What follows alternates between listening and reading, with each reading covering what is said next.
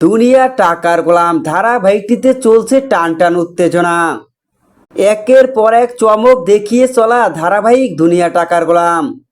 এবার এই ধারাবাহিকটির দর্শকেরা দেখতে পাবে বিষাদের খেলা শেষ করতে মির্জা বাড়িতে হাজির হবে শেহজাদ চৌধুরী। কেননা শেহজাদ চৌধুরী তো মন্ত্রীর বাড়িতে এসে মন্ত্রীর ঘাড় চেপে ধরে।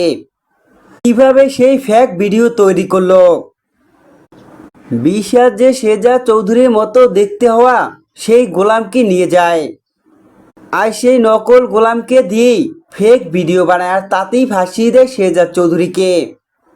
সবটাই মন্ত্রী শেহজাদ চৌধুরীর কাছে স্বীকার করলে আসল অপরাধী যে বিষাদের বাড়িতে ছুটে আসে।